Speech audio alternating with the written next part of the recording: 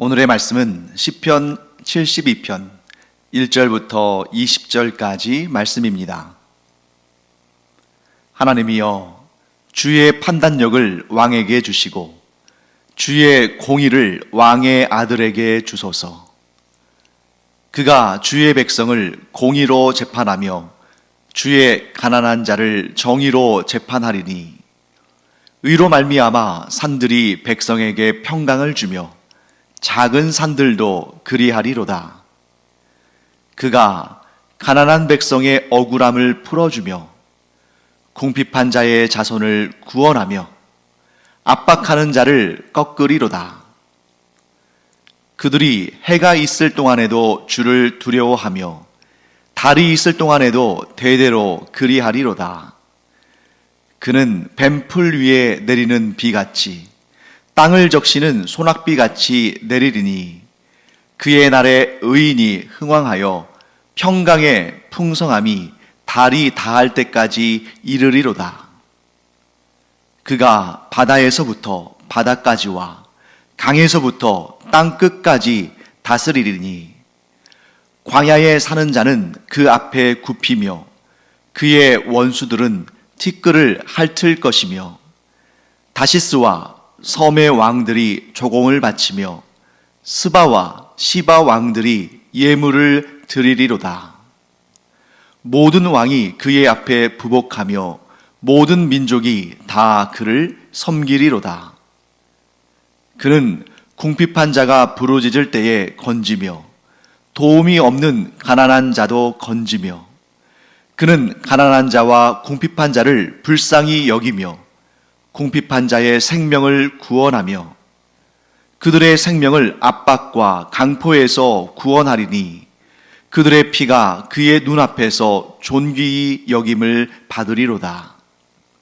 그들이 생존하여 스바의 금을 그에게 드리며 사람들이 그를 위하여 항상 기도하고 종일 찬송하리로다.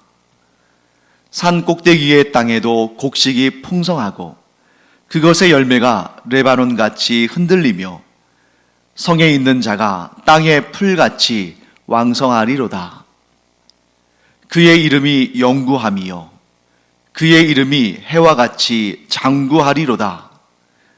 사람들이 그로 말미암아 복을 받으리니 모든 민족이 다 그를 복되다 하리로다. 홀로 기이한 일들을 행하시는 여호와 하나님 곧 이스라엘의 하나님을 찬송하며 그 영화로운 이름을 영원히 찬송할지어다. 온 땅에 그의 영광이 충만할지어다. 아멘, 아멘. 이새의 아들 다윗의 기도가 끝나니라. 네, 오늘 우리는 시편 72편을 읽었습니다. 그리고 이제 내일부터 9월이 시작되죠. 9월은 이제 갈라디아서를 우리가 또 시작하도록 하겠습니다.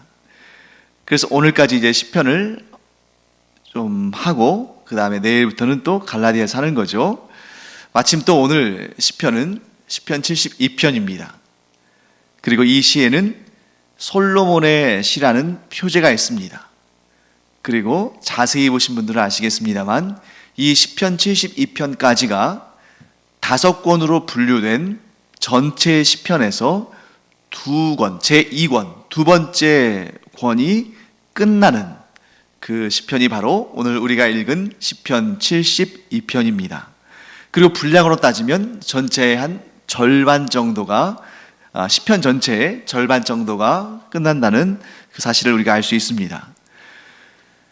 자, 그런데 이 시를 읽다 보면 여러분이 좀 의구심이 들 수도 있을 겁니다. 왜냐하면 오늘 우리가 읽은 시편 72편에는 표제가 있죠. 뭐라고 되어 있냐면 솔로몬의 시라고 분명히 기록되어 있습니다. 그렇기 때문에 우리는 이 시가, 이 시편 72편, 이 시가 솔로몬이 지은 시라는 사실을 알 수 있습니다. 그런데 여기에서 이 본문을 좀 꼼꼼하게 읽으신 분들은 뭔가 좀 의구심이 들 수 있는데 바로 이 마지막 절 20절 말씀 때문이죠. 이 시편 72편의 마지막 절인 20절은 이렇게 얘기합니다. 이새의 아들 다윗의 기도가 끝나니라. 자, 분명히 지금 이 시편 72편은 솔로몬의 시인데 왜 여기에서 다윗의 기도가 끝난다라고 말하고 있을까? 그렇다면 이 시편 72편은 솔로몬의 시가 아니라 다윗의 시가 아닐까?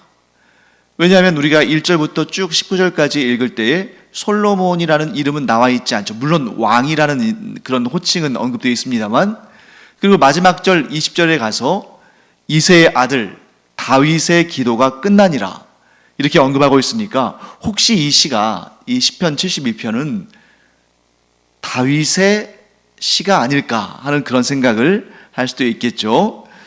그러나 이 20절 말씀, 이새의 아들 다윗의 기도가 끝나니라 라는 이 말은 시편 72편이 솔로몬의 시가 아니라 다윗의 시다 라고 말하는 것이 아니라, 바로 방금 전에 제가 말씀드린 것처럼 시편을 분류할 때 전체를 5권으로 나누고 그 중에 제2권이 끝나는 그 시편이, 즉 제2권의 마지막 시가 시편 72편이고, 또한 이 시편의 제1권과 2권 그리고 3, 4, 5권 이렇게 둘로 우리가 분류해서 볼 수 있는데, 시편의 1권과 2권은 주로 이스라엘이 분열되기 이전의 역사와 내용을 주로 다루고 있고, 3권부터 그 이유는 물론 그 안에도 다윗의 시가 등장하긴 합니다. 그런데 주로 이스라엘이 분열된, 즉 솔로몬 이후에 이스라엘이 분열된 그 시대,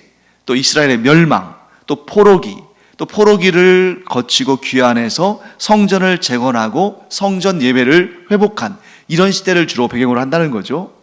그렇기 때문에 20절 말씀에 이새의 아들 다윗의 기도가 끝나니라 라는 이런 내용은 단일왕국, 즉 분열왕국 이전의 시대를 마무리하며 또 이 시대의 주된 인물인 다윗의 기도와 그의 하나님 앞에서의 간구가 끝을 맺는다. 즉 전체의 내용상으로는 절반, 그리고 구조상으로는 제2권의 마무리가 바로 이 시편을 통해서, 즉 시편 72편을 통해서 마무리된다, 끝난다 하고 이야기하는 것이라고 볼 수 있습니다.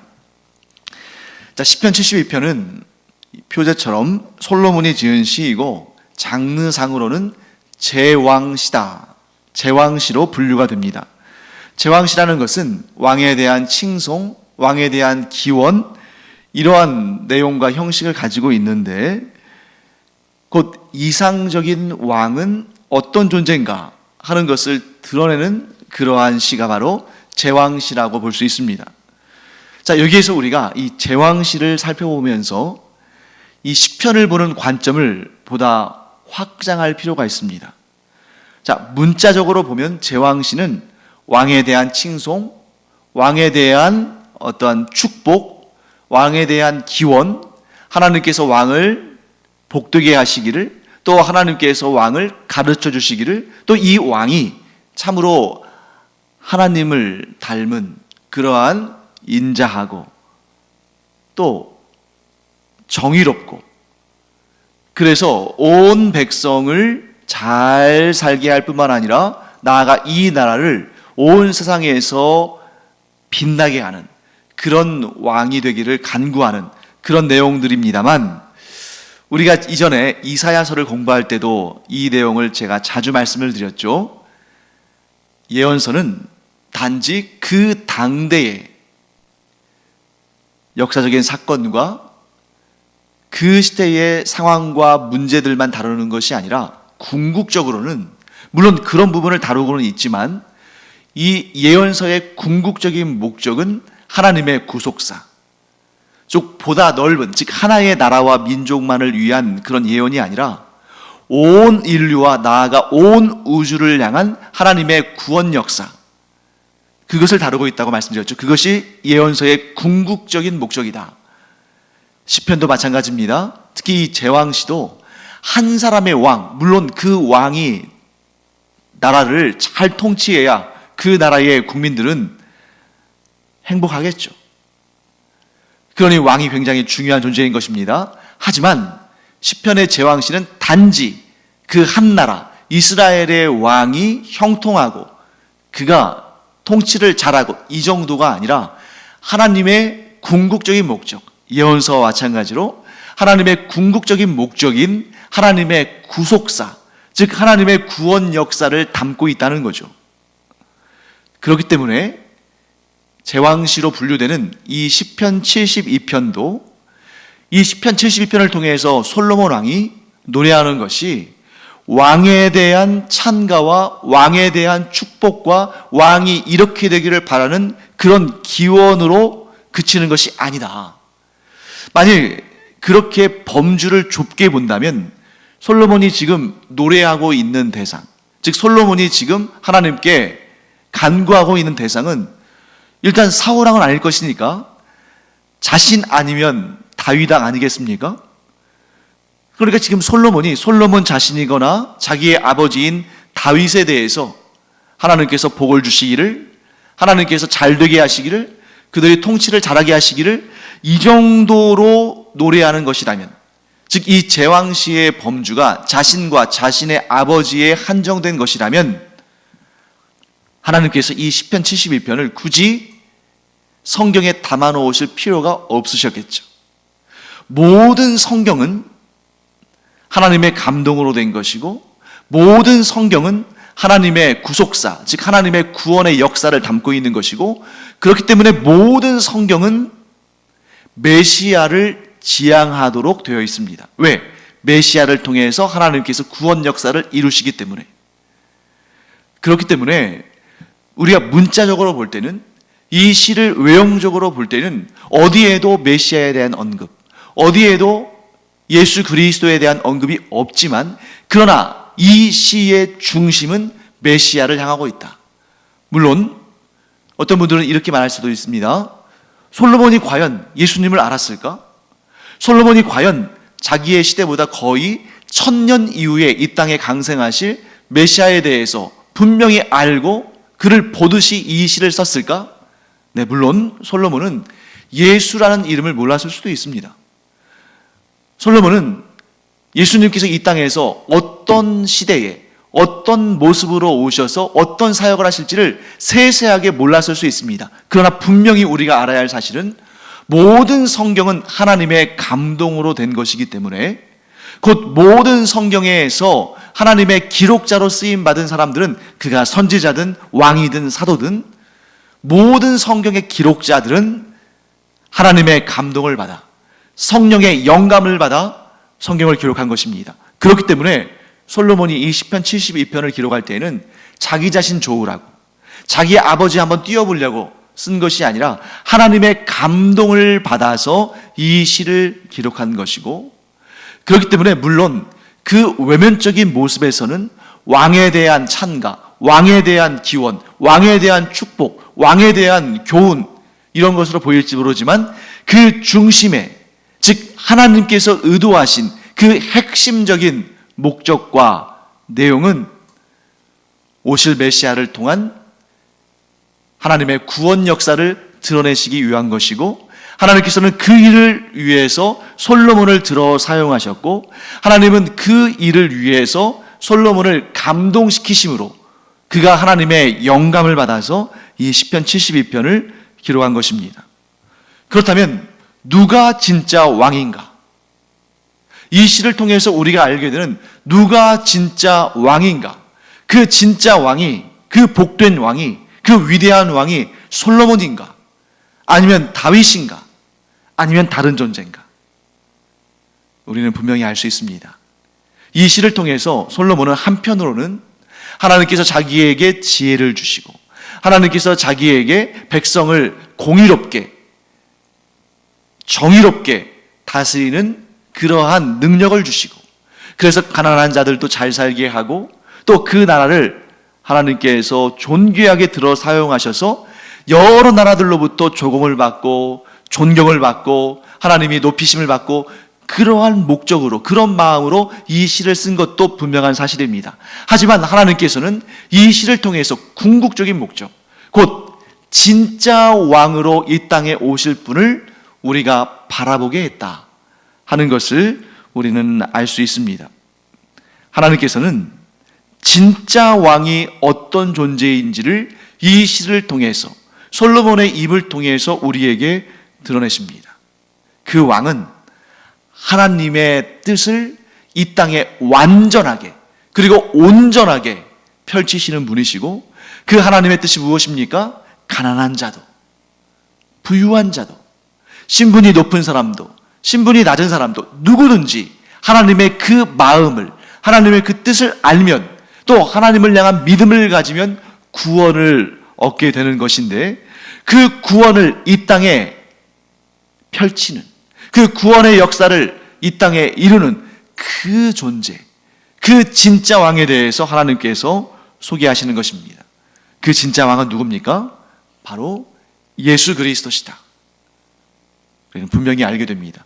그렇기 때문에 구약 성경에서 그 어디에서도 예수 그리스도라는 단어를 우리가 찾지 못한다 할지라도, 구약의 모든 예언과 모든 내용, 모든 역사는 하나님의 궁극적인 목적을 위해서 기록된 것이고, 그 하나님의 궁극적인 목적은 바로 이 땅에 누구든지 하나님께서 보내시는 그 진짜 왕, 그 메시아 그리스도를 믿으면 구원받게 하시는 그 하나님의 구원 역사를 이 구약에 뿐만 아니라 성경 66권 모든 책에 하나님께서 담아 놓으신 것입니다. 그래서 우리는 시편 72편을 통해서 우리의 진정한 왕이 누구이신지를 깨닫게 되고, 또한 이 시편 72편이 기록된 이후에 거의 1000년 가까이 지나서 이 땅에 오신 예수 그리스도를 통해서 진정한 생명의 왕, 우리에게 영원한 생명을 주시는 진짜 왕에 대해서 이 안에 우리에게 그 내용을 미리 담아 놓으셨다 하는 것을 우리가 알게 됩니다. 사랑하는 성도 여러분, 솔로몬이 닮아야 할, 또 배워야 할 그 궁극적인 모델은 이 땅을 호령했던 그 수많은 강력한 힘을 지녔던 그 수많은 인간 왕들이 아니라, 그 네로라 하는 그러한 역사에 아주 주도권을 가졌던 그러한 거대한 제국들의 왕이 아니라, 이 세상에 오셔서 우리에게 영원한 생명을 주시는, 또한 하나님이 어떤 분이신지를 우리에게 알게 하신, 또한 우리로 하여금 하나님을 진실로, 제대로, 정확하게 섬김으로 하나님의 자녀가 되게 하신 바로 그분, 솔로몬이 닮아야 할 분은 바로 예수님이시다. 역사가 뒤죽박죽된 것처럼 보이잖아요. 솔로몬의 통치기로부터 거의 900년, 1000년이 지나야 메시아이신 예수 그리스도께서 이 땅에 강생하시고 예수님의 공생의 사역이 이 땅에 펼쳐지는데, 솔로몬이 예수님을 닮아야 한다. 이게 인간의 시간표로 보면, 인간의 시간의 그래프로 보면 이게 역으로 적용이 되는 것이고 안 맞는 것처럼 보이지만, 그러나 우리가 분명히 알아야 할 사실, 예수 그리스도는 모든 역사의 중심이셨다. 그래서 심지어 예수님께서 이 땅에 강생하시기 이전에도 많은 사람들이 하나님의 그 감동케 하심과 하나님의 보여주심을 통해서 오실 메시아를 기대했다는 것이죠. 그래서 아브라함도, 아니 그 이전에 아담과 하와도, 노아도, 모세도, 다윗도, 모든 사람들이, 모든 하나님의 영감을 받은 사람들이 오실 메시아를 향하여 나아갔다. 그리고 그들은 메시아에 대해서 소망했다. 그리고 그들은 심지어 메시아가 어떤 분이신지를 하나님을 통해서 깨닫게 되고 그 메시아를 닮아가도록 힘썼다. 그래서 솔로몬이 지금 이 제왕시를 쓰면서 오실 메시아이신, 진정한 왕이신, 진짜 왕이신 그분을 닮아가기를 소원하고 있다는 것입니다. 자, 그렇다면 솔로몬이 닮아야 할 진짜 왕이신 메시아, 곧 예수 그리스도를 통해서 그가 가져야 될 진정한 왕의 모습은 무엇인가? 그 내용이 쭉 설명되어 있죠. 그래서 메시아는 판단력이 있어야 한다. 그런데 어떤 판단력이냐면 하나님께서 주시는 판단력. 그래서 그 판단력을 가지고 백성들을 공의로, 정의로 통치해야 되는데 그 판단력이 무엇인가? 그것을 우리가 간단하게 정리하면 지혜라고 할 수 있습니다. 그리고 구약에서 우리가 지혜라는 단어를 발견했을 때, 특히 잠언에서 지혜라는 단어를 발견했을 때 우리는 뭘 알 수 있냐면 이 지혜는 오실 메시아에 대한 예언적 선포구나. 왜냐하면 진정한 지혜는 생명을 살리는 것이고 생명을 살리는 것은 곧 예수 그리스도께서 이루신 사역이다.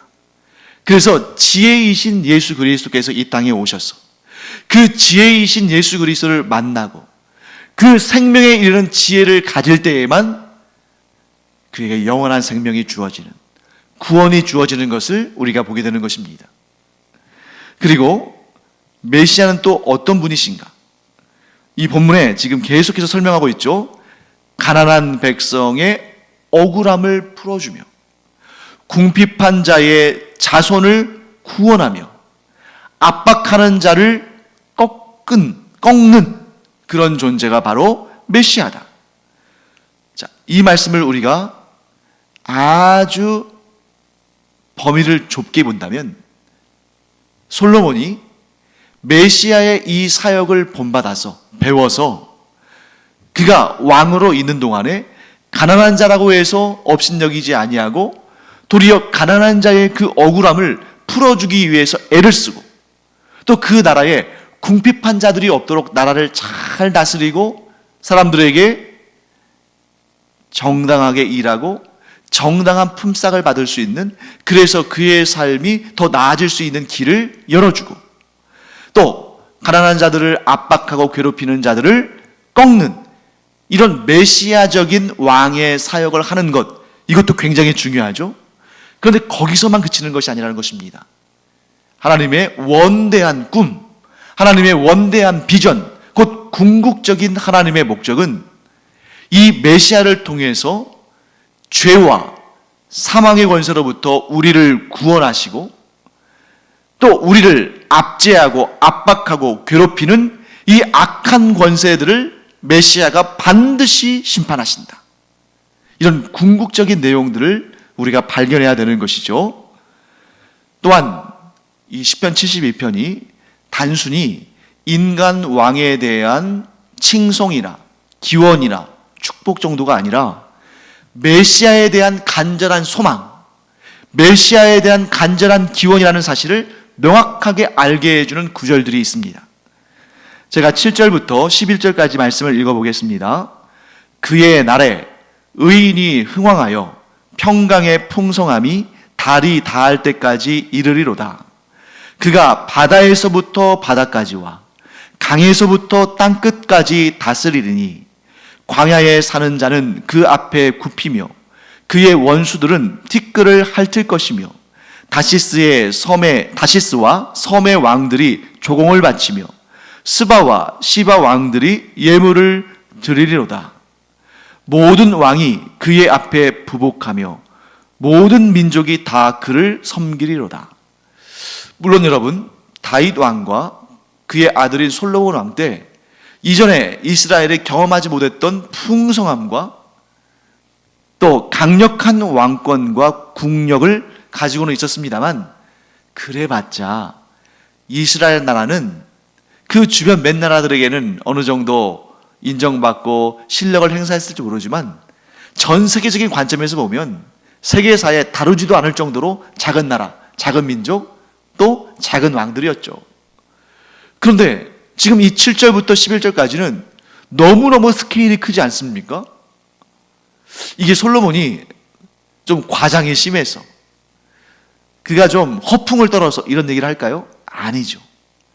그런 날이 반드시 올 것이다. 그런데 다윗과 솔로몬 때도 이러한 내용은 이루어지지 않았고, 우리가 잘 알다시피 그 후대에는 정말 다윗과 솔로몬만한 왕들이 나오질 않지 않습니까?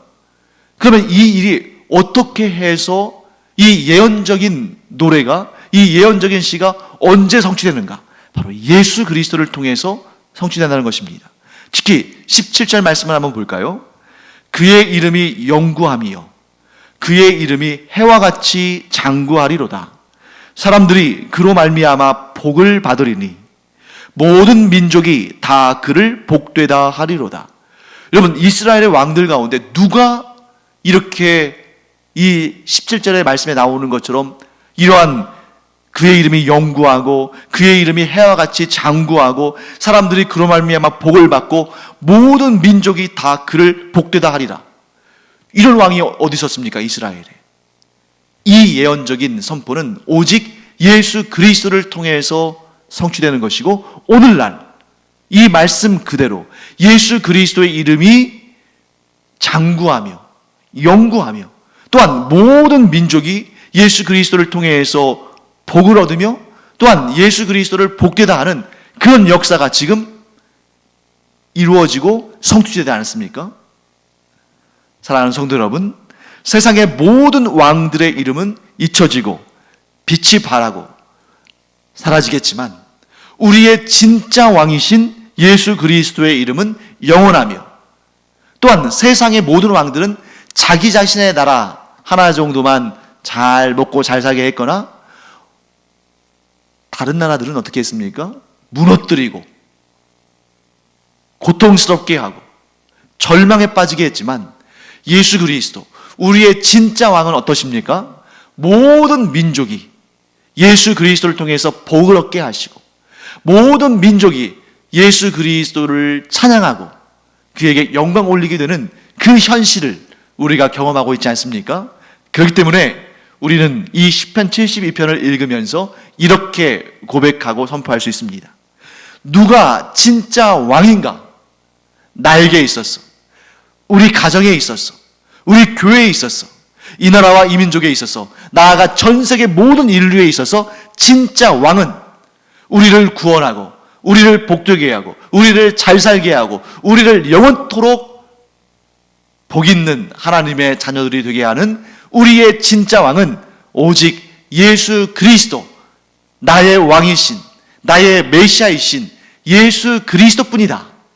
이 믿음의 선포가 우리의 삶에서 영원토록 퍼져나가게 되기를 간절히 축원합니다. 기도하겠습니다. 하나님, 주님의 은혜를 감사드립니다. 성경 모든 곳에서 나의 왕이요 우리의 진짜 왕이신 예수 그리스도를 발견하게 하시니 감사드립니다. 예수 그리스도를 통해서 저희를 구원하시고 그냥 구원하실 뿐만 아니라 영원토록 생명을 누리고 영원토록 복되게 하신 하나님을 찬양합니다. 진짜 왕을 주신 하나님께 영광과 감사와 찬양을 올려드립니다. 하나님, 오늘도 저희가 우리의 유일하신 하나님을, 우리의 진짜 왕을 찬양하며 그 감격 가운데에 새 힘을 얻고 살게 하여 주시옵소서. 나에게 진짜 왕이 있기 까닭에 내 삶이 진정으로 안정되고 평화로우며 새 생명을 얻는, 영원한 생명을 얻는 그러한 복을 얻게 되었사오니 이 모든 영광과 감사와 찬양을 오직 하나님만이, 나의 진짜 왕이신 예수님만이 받으시기를 간절히 원합니다. 감사드리며 예수님의 이름으로 축복하며 기도합니다. 아멘.